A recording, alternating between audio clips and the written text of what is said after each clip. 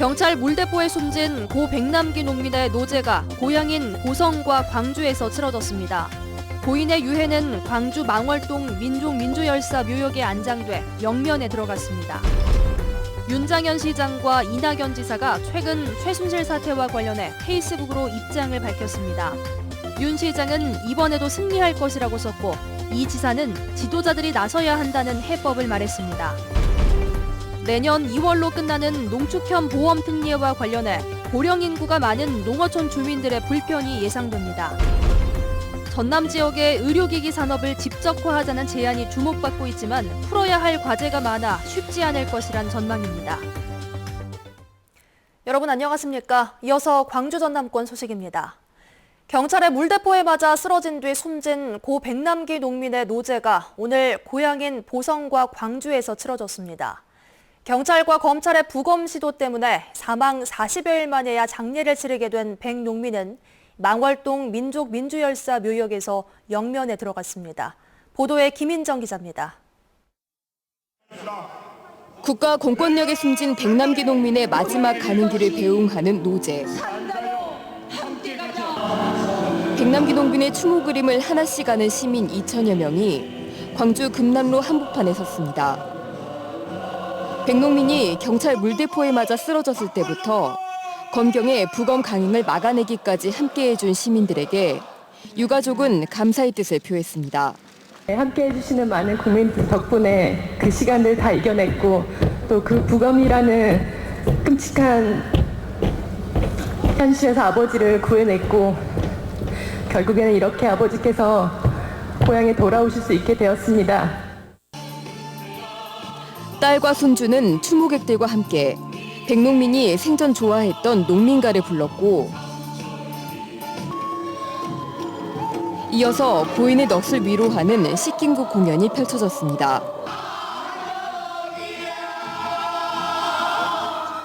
대형 영전을 세운 운구 행렬이 1시간여 동안 광주 시내를 도는 동안 여러 시민들은 눈물을 보였습니다.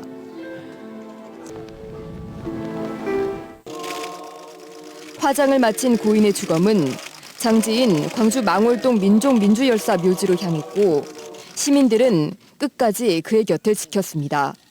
물대포 살인, 폭압과 의문의 죽음이 없는 그곳, 참된 자유와 평화와 안식이 넘치는 그곳에서 편히 쉬소서. 80년 당시 민주화 운동을 하다 고초를 겪기도 했던 백남기 농민. 한평생 시대와 역사를 방관하지 않았고 누워서도 죽어서도 싸워야 했던 생명과 평화의 일꾼은 5월 열사들과 함께 영면에 들게 됐습니다. MBC 뉴스 김인정입니다. 최순실 씨 국정농단 사태와 관련해 오늘도 시국선언과 집회가 잇따랐습니다. 민주택시노조 광주본부는 5.18 차량 시위 출발지였던 무등경기장 앞에서 시국선언을 하고 박근혜 대통령의 하야를 촉구했습니다.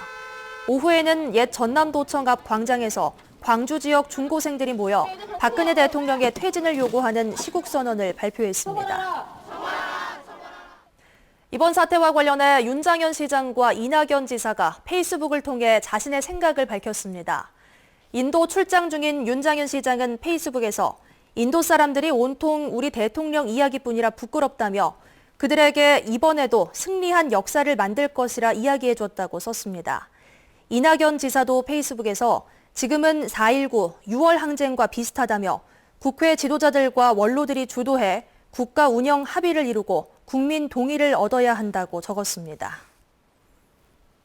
농축협의 보험 특례가 내년 2월로 끝나게 됩니다. 이렇게 되면 점포 밖에서 보험을 팔지 못하고 담당 인원도 제한되는데요. 고령 인구가 많은 농어촌의 주민들은 보험 가입에도 어려움을 겪게 됩니다.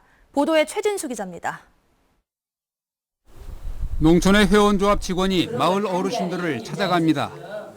새로 나온 보험 상품을 소개하고 이해하기 어려운 상품 내용도 설명합니다. 노인당이나 회관이나 이런 데 가서 설명을 해드린다거나 해서 하시는 부분이 좀 많이 있습니다. 그래서 70% 이상은 차지하는 것 같습니다. 주민들이 조합에 찾아가면 아무 직원이나 보험을 설명하고 가입도 권할 수 있습니다. 하지만 이런 특례가 끝나면 방문 판매가 금지되고 주민들이 조합을 찾아가도 2명의 직원만 보험을 안내할 수 있습니다. 실질적으로 농협의 창구에 와서 한 분 한 분 그런 설명을 듣기에는 불가능하다고 봅니다.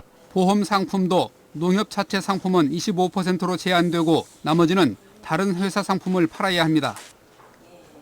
지난 2012년 농업중앙회 공제사업 조직이 생명보험과 손해보험으로 분류되면서 공제사업자에서 금융기관 보험 대리점으로 지위가 바뀌었기 때문입니다. 농협은 보험 특례를 적용받지 못하면 375만 명의 이용객 불편뿐 아니라 보험 판매 수수료의 56%, 당기순이익의 21%가 줄어 회원 조합의 고용 감축도 불가피하다고 봅니다. 이 때문에 새누리당은 특례 연장 10년, 민주당은 5년을 연장하는 법 개정안을 발의해놓고 있습니다.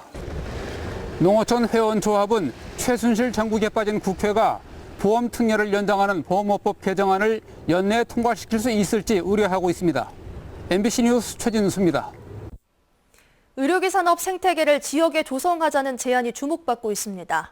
하지만 풀어야 할 과제도 많습니다. 박광수 기자입니다. 의료용 카메라와 각종 기기를 만드는 연매출 40억 규모의 의료기기 전문 회사입니다.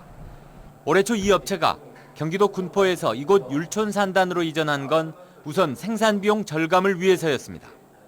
수도권의 비싼 임대료 등이 원가 절감이 절박한 의료기 시장에서 살아남는 데 걸림돌이 됐던 겁니다. 광양항을 낀 우수한 물류 인프라와 함께 자유무역 지역의 관세 혜택까지 기대 요소였습니다. 그래서 광양만권 여기 이제 들어와서 그 이점이 가장 저렴하게 원가 점검을 할 수 있다는 겁니다. 인건비라든가 주변 그 인프라를 이용해서 그 제조 비용을 현격히 낮출 수가 있어요. 광양보건대와 경제청이 마련한 최근 심포지움에서는 이 같은 지역의 장점을 의료기기 산업군 육성에 적극 활용하자는 주장이 이어졌습니다. 하지만 장애 요인도 적지 않습니다.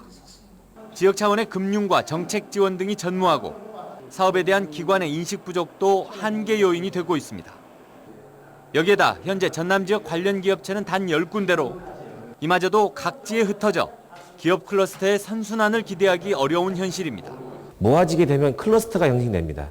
그러면 국가적인 차원이나 또는 지방자치단체에서도 이제 지원 정책을 마련하게 될 거고, 마련하게 되면 이제 다른 지역에 있는 기업들도 이 지역에 이제 장점들이 있는데 비교적 좋은 입주 환경이라지만 실제 기업 유치로 이끌어내기는 녹록치 않은 상황.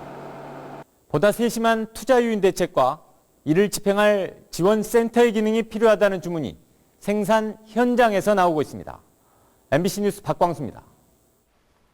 2016 광주 비엔날레가 66일간의 일정을 마치고 오늘 폐막했습니다. 37개국 101명의 작가가 참여한 2016 광주 비엔날레는 본전시 관람객이 26만 2,500명으로 지난 행사보다 33%, 6만 5천 명이 늘었습니다.